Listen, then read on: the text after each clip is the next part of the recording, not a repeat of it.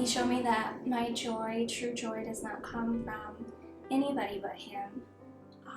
That doesn't come from my circumstances or from my husband or from myself.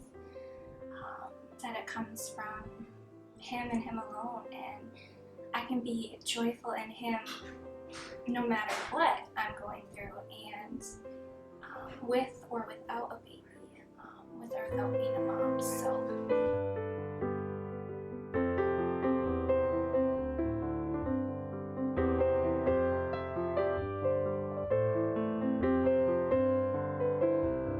I'm Amber Weir, and I'm a wife, a mother to two, Elena and Nolan. I've been attending Grace Connection since I was 6 years old, so 24 years. I grew up there and gave my life to the Lord while attending that church. Growing up all my life, the dream was for me to get married and have a family, be a mama. And so we got married, and about a year into our marriage, we decided that we wanted to start trying to have kids.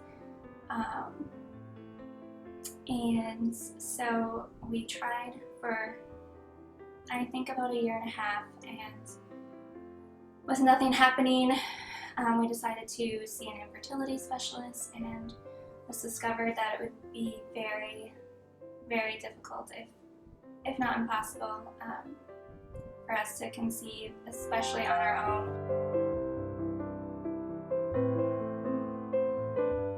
After the second round, I couldn't take it anymore. It was too hard emotionally, seeing those negative pregnancy tests every single month. It was just too hard, and I couldn't take it, so we just decided to be done. I remember laying in bed one evening and Dan turning to me and saying, I feel like our whole marriage is based on having a baby, and I was just crushed by that, because he was right. I was so consumed with being a mom and having a child, and that's all I could think about, and I had pushed aside everything that was important, my relationship with Dan, my relationship with the Lord, everything suffered, my friendships. I could put on a good face in public, but at home I was just a mess and depressed, and I had really gotten myself into this pit of despair and depression. And we decided that night that we would just take a break, that from anything, infertility, adoption, whatever the case, we would just rest. That was truly the best thing that we could have ever done. It was wonderful, and life was good without a baby. That time with the Lord was probably some of the most precious that I've ever had with Him, and He just taught me to trust Him no matter what. We had prayed that God would just show us either way, whether we should pursue more treatments to have biological children, or if God was closing that door. It was still really, really hard. I remember coming home and just sobbing on the couch here. I just felt like defeated. Like, how could this be my life? How could God allow me to not be a mom or have children? And I was completely heartbroken. For me, adoption has always been close to my heart, important in my life. Both my brothers were adopted. And then after our final fertility appointment, I started praying about it more, that if God wanted us to adopt, He would soften Dan's heart to the idea. A couple months after that last appointment, I remember I was just in the kitchen, and Dan just came up to me and said, "I think I'm ready to start the adoption process." And I was like, what? So excited, couldn't believe it. So then we started the adoption process, and you go through all the steps, you fill out all the paperwork, so much paperwork. You wait and you wait and you wait, and you start to doubt. I started to think, why aren't we being chosen? And then one day we got a call about a baby boy. And that's a long story, but ultimately his mama chose, or changed her mind and chose to parent him. And my perspective now is so different on that. But I remember at the time, we went back to the hotel, and I remember just laying on the bed, my shoes still on, coat still on, and just dying, like emotionally dying on the bed. It was probably my darkest moment throughout our entire journey. So we came home with an empty car seat, and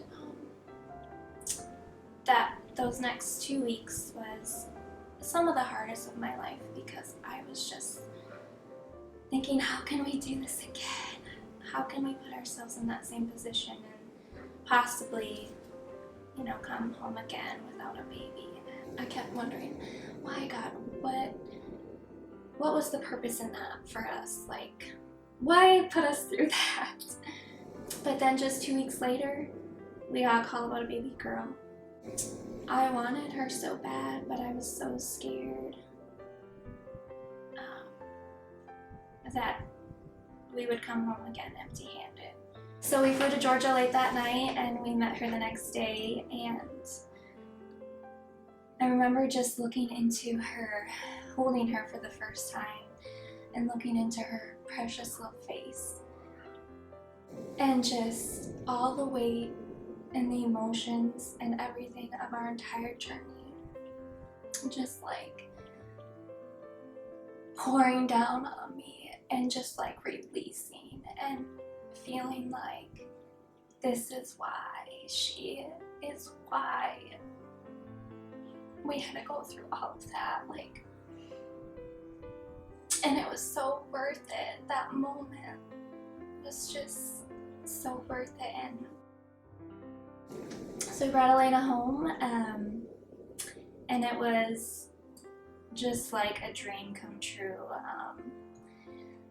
A million answered prayers come to life in her, and she was just such a joy. She has been such a joy. After she turned 2,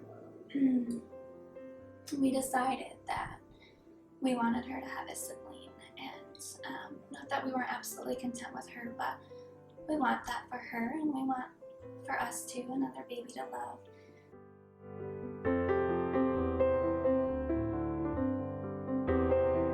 This time was a little bit longer. It was about a year that we waited, from start to finish, about a year.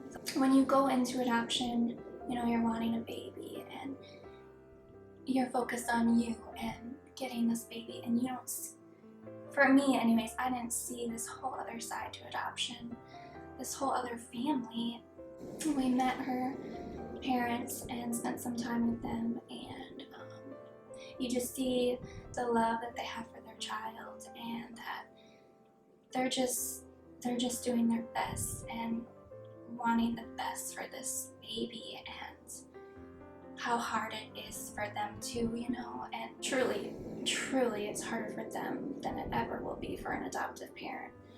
While it was hard, it was nothing like that first time.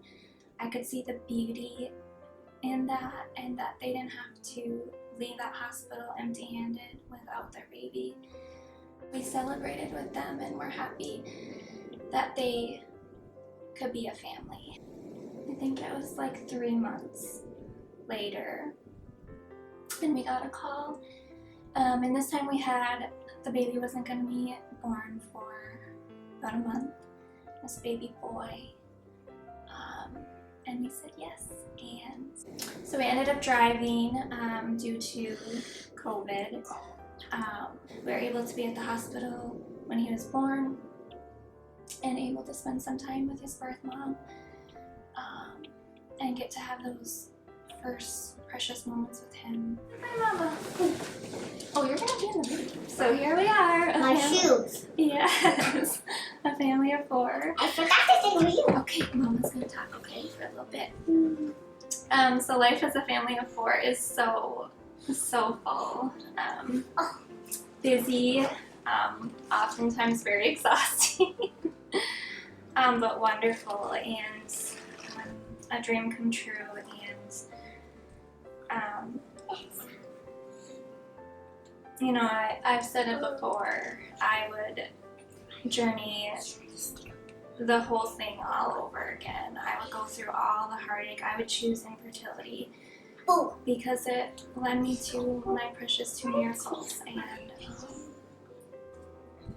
they are more than I could have ever dreamed possible.